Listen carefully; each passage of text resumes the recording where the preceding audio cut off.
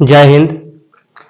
पिछले वाले वीडियो हम लोग क्या देखे थे हम लोग मन दहन क्या होता है, मन दहन क्या है, तीव्र गति, तीव्र दहन क्या है, शॉर्ट दहन क्या है। यानी दहन के बारे में पिछले वाले वीडियो में देखे थे, ठीक है ना। तो दहन के बारे में कंप्लीट हो गया है, यानी यहाँ पर दहन और ज्वाला कंप्लीट हो गया है। अब यहाँ आ जाएंगे यहाँ पर फ्यूल। फ्यूल मतलब क्या होता है, ईंधन होता है। ईंधन यानी जिसके सहारे इंसान चलता है या गाड़ी चलता है वो क्या होता है, ईंधन होता है। जैसे गाड़ी के चलने के लिए क्या, पेट्रोल डीजल ये सब चाहिए ना, तभी गाड़ी चलेगा। जैसे मनुष्य के चलने के लिए क्या चाहिए, इसका भोजन चाहिए। तो भोजन क्या हो गया, मनुष्य का ईंधन हो गया, ठीक है ना। गाड़ी का ईंधन पेट्रोल डीजल हो गया, ये सब क्या हो गया, ये सब ईंधन हो गया, ठीक है ना।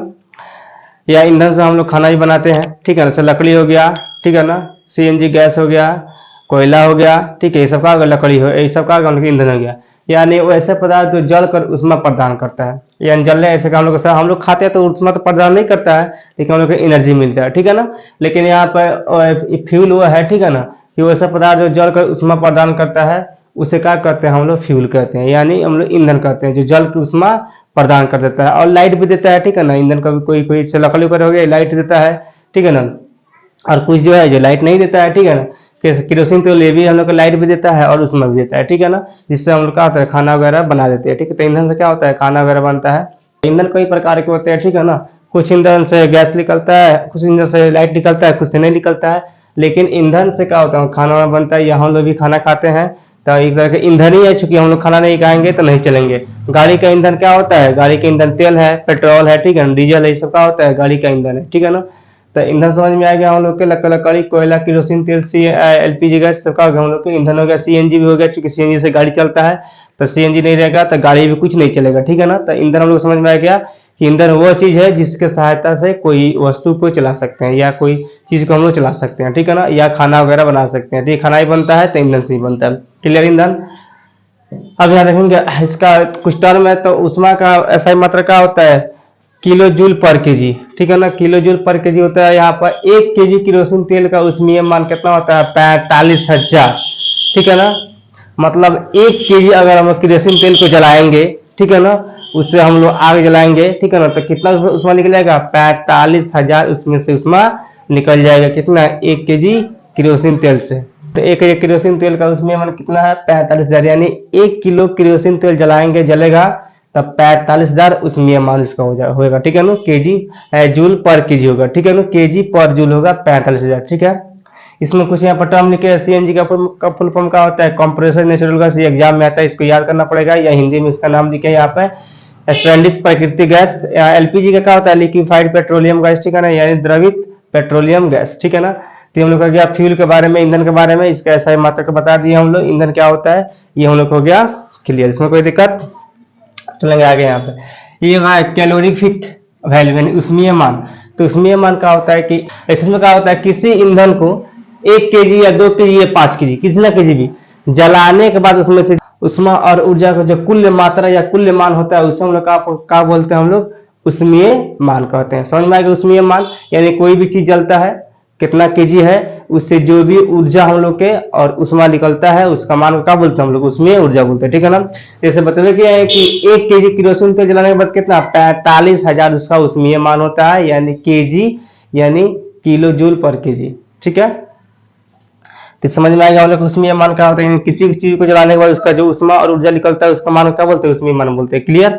यहाँ पे जैसे 1 केजी केरोसिन तेल का उष्मीय मान कितना होता है, 45,000। क्लियर। यहाँ पे आइडियल फ्यूल, आइडियल फ्यूल का मतलब क्या होता है कि वह फ्यूल जिसको जलाने के बाद कोई भी अपशिष्ट पदार्थ नहीं निकलता है। जैसे लकड़ी जलाते हैं तो उससे राख निकलता है, कागज जलाएंगे तो राख निकलता है, ठीक है ना। या कोयला जलाएंगे तो उससे भी क्या होता है, राख निकल जाता है, ठीक है ना। लेकिन आइडियल फ्यूल में क्या होता है कि उसको जलाने के बाद कोई अपशिष्ट पदार्थ निकलता ही नहीं। जैसे सीएनजी गैस हो गया, एलपीजी गैस हो गया। सीएनजी गाड़ी सीएनजी से क्या होता है, गाड़ी चलता है तो उससे क्या होता है, कोई भी अपशिष्ट पदार्थ नहीं निकलता है। एलपीजी से क्या हो गया, कोई भी अपशिष्ट पदार्थ नहीं निकलता है। गोबर गैस से क्या हो गया, कोई भी अपशिष्ट पदार्थ नहीं निकलता है। कोल गैस से क्या हो गया, कोई भी अपशिष्ट पदार्थ नहीं निकलता है। यानी जिसको जलाने के बाद कोई अपशिष्ट पदार्थ निकलता ही नहीं, उसे क्या बोलते हैं हम लोग, आइडियल फ्यूल बोलते हैं, ठीक है ना। यानी आदर्श ईंधन। क्लियर। आदर्श ईंधन में लोग समझ में आ गया, ठीक है। जैसे एलपीजी, यहाँ पे कोल गैस, यहाँ पे गोबर गैस। क्लियर। यहाँ पे ग्लोबल वार्मिंग, ग्लोबल वार्मिंग में क्या होता है, पृथ्वी और वायुमंडल के बीच में जितना भी चीज, ठीक है ना, इतना भी गैस है, जितना भी गैस का हम लोग को वृद्धि हो रहा है, जैसे हम लोग का जैसे कि H2 है, CO2 है, SO2 है, इस सब का हम लोग को वायुमंडल में उपस्थित है। तो इसके जो वृद्धि हो रहा है, या इसमें जो भी ताप में वृद्धि हो रहा है, वायुमंडल और पृथ्वी के बीच में जो भी ताप हो रहा है, टेम्परेचर हो रहा है, उसमें वृद्धि हो रहा है, उसी को हम लोग क्या बोलते हैं, ग्लोबल वार्मिंग बोलते हैं। जैसे CO2 गैस है, N2 गैस है, SO2 गैस है, ठीक है ना। तो जितना भी जहरीला गैस है या जो भी गैस है, O2 गैस भी है हम लोग वायुमंडल में, तो उससे मिलने के बाद जो भी वहां पे वृद्धि हो रहा है, टेम्परेचर में वृद्धि हो रहा है, उसी को हम लोग क्या बोलते हैं, ग्लोबल वार्मिंग बोलते हैं, ठीक है ना। यानी यहाँ पे विश्व ताप बोलते हैं, ठीक है। यानी पृथ्वी और वायुमंडल के बीच ताप में वृद्धि होने को क्या बोलते हैं, ताप की वृद्धि को क्या बोलते हैं, विश्व तापन बोलते हैं। क्लियर। अधिक अधिक किससे होता है वृद्धि हम लोग के ग्लोबल वार्मिंग में, तो CO2 से। CO2 से क्या होता है, अधिक ग्लोबल वार्मिंग में क्या होता है, हम लोग का ताप में वृद्धि होता है। CO2 कहाँ मिलते हैं, यानी एग्जाम में की वृद्धि करने वाला सबसे ज्यादा कौन सा है, तो CO2 गैस होता है, जो कि ग्लोबल वार्मिंग का करता है, प्रभावित करता है, ठीक है ना। नेक्स्ट यहाँ पर वायुमंडल में कार्बन की उपस्थिति कितना है, तो 0.3% है, ठीक है ना। यानी 0.3% क्या है, हम लोग के कार्बन की उपस्थिति वायुमंडल में है, ठीक है ना। यानी CO2 यानी कार्बन की उपस्थिति है, ठीक है ना। अब देखेंगे नेक्स्ट, अब देखेंगे इसका नेक्स्ट, अब देखेंगे यहाँ पे ये ईंधन हो गया, ये हम लोग का इसका उष्मीय मान हो गया, मतलब किसका कितना उष्मीय मान होगा, ठीक है। सिर्फ यहाँ पर 1 kg का बात हो रहा है, ठीक है ना। यहाँ ज्यादा नहीं, यहाँ पर सिर्फ यहाँ पर 1 kg ईंधन और उसका उष्मीय मान कितना होगा, सिर्फ यहाँ पर 1 kg का बात हो रहा है, ठीक है ना। 1 kg का यहाँ पे बात हो रहा है, kg का। तो गोबर गैठ है, यानी जो गोबर लोग पाता है, देहात में लोग गैठा लोग पाता है, चिपरी, इस चिपरी को जलाएंगे तो कितना हम लोग का 6000 से लेकर 8000 तक उसका उष्मीय मान रहता है, ठीक है ना। या लकड़ी को जलाएंगे तो लकड़ी कितना होगा, 17000 से लेकर 22000 तक उसका उष्मीय मान होगा। कोयला का हम लोग उष्मीय मान कितना होगा, 25000 से लेकर 33000 तक कोयला का उष्मीय मान होता है। पेट्रोल का उष्मीय मान कितना होगा हम लोग का, 45000, ठीक है ना। केरोसिन तेल का भी कितना होता है, 45000 उसमें मान होता है। डीजल का कितना होता है, 50000 इसका उसमें मान होता है। इस तरह मीथेन गैस का कितना हो जाएगा, 50000 इसका भी उसमें मान होता है। CNG गैस का भी होता है कितना, 85000 उसमें मान। लेकिन LPG गैस का होता है ज्यादा उसमें मान होता है, कितना होता है हम लोग का, 55000 होता है, ठीक है, 55000 होता है। जैव गैस का कितना होता है हम लोग का, जैव गैस का होता है 35000 से लेकर 40000 तक इसका उसमें मान होता है, ठीक है ना। हाइड्रोजन का सबसे बेसी होता है, हाइड्रोजन का उसमें मान कितना होता है, 1,50,000 इसका उसमें मान होता है, ठीक है ना।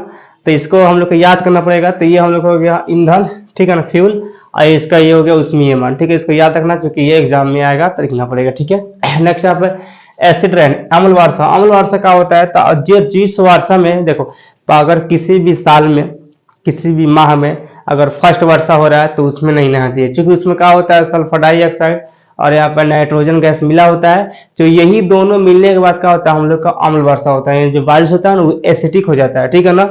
10th क्लास में पढ़ना एक पीएच स्केल, पीएच स्केल जो होता है 5.6 होता है लगभग अम्ल वर्षा का पीएच मान, ठीक है ना। तो 7 से जितना भी कम होता है पीएच स्केल में, वो क्या होता है, अम्लीय होता है। और 7 से जो भी जाता होता है वो क्षारीय होता है, ठीक है ना। जो 7 पे होता है वो न्यूट्रल होता है, ठीक है। तो यहाँ पर 7 से कम है, यानी का अम्लीय है। तो जो बारिश जब होगा, जब वर्षा होगा, तो अम्ल गिरेगा, तेजाब के रूप में हम लोग देह पे गिरेगा तो खराबी करेगा। इसलिए कोई भी सीजन में, ठीक है ना, कोई भी माह में अगर फर्स्ट बारिश हो रहा है तो उसमें नहीं नहाना चाहिए। नहाने के बाद सर्दी, बुखार, जुकाम ये सब पकड़ सकता है, मतलब कि सर्दी वगैरह, खांसी वगैरह पकड़ सकता है, ठीक है ना। क्या पकड़ेगा, क्योंकि यहाँ पे क्या होता है कि हाँ, जब वर्षा जल में सल्फर और नाइट्रोजन के ऑक्साइड, यानी जब पहली बार नहाएंगे तो उसमें क्या होता है, सल्फर और नाइट्रोजन के ऑक्साइड मिले होते हैं, जो कि हम लोग को शरीर पर पड़ेगा, जिससे हम लोग का शरीर पर क्या होगा, उसका प्रभावित पड़ेगा, ठीक है ना, प्रभाव पड़ेगा, जिससे हम लोग सर्दी, बुखार, खांसी हो सकता है। कौन कौन सा होता है, नाइट्रोजन और सल्फर और नाइट्रोजन के ऑक्साइड मिले रहते हैं, ठीक है ना। उसे क्या कहता है, हम लोग अम्ल वर्षा कहते हैं, ठीक है ना। अब SO2 सल्फर डाइऑक्साइड और नाइट्रोजन गैस के कारण क्या होता है, मिट्टी भवन और यहाँ पे फसल का बर्बादी होता है, ठीक है ना। यानी पहली बारिश होता है उससे बर्बादी भी होता है, क्योंकि उसमें अम्ल वर्षा रहता है, उसमें SO2 और NO2 गैस के कारण होता है, ठीक है ना। कारण क्या होता है, फसल, भवन और मिट्टी तीनों का बर्बादी होता है, यानी हानि पहुंचती है, ठीक है ना। नेक्स्ट यहाँ पर लकड़ी को जलाने, लकड़ी जलाने से क्या होता है, लकड़ी जलाएंगे या कोयला जलाएंगे तो क्या होता है, CO निकलता है। CO मतलब क्या होता है, कार्बन मोनोऑक्साइड। और कार्बन मोनोऑक्साइड का एक विषैला गैस है, ठीक है ना। इस गैस के कारण फिर इंसान की मृत्यु हो सकता है। इसलिए पहले बारिश में जो ये CO गैस भी मिला रहता है, क्योंकि यहाँ पर लकड़ी वगैरह जलाते हैं, लोग आगे वगैरह तपता है तो उससे धुआं जाता है आसमान में, तो क्या होता है, CO गैस बनता है, इसको बोलते हैं मोनोऑक्साइड, जो कि एक विषैला गैस है, ठीक है ना। ठीक है ना, विषैला गैस है। तो ये गैस का होता है, इंसान को जान भी ले सकता है, ठीक है ना। इसलिए पहले बारिश में नहीं नहाना चाहिए, ठीक है ना। और ये कब निकलता है, तो हम लोग लकड़ी जलाते हैं या लकड़ी वगैरह जलाते हैं, यानी ईंधन जलाते हैं तो निकलता है, ठीक है ना, CO मोनोऑक्साइड, ठीक है ना।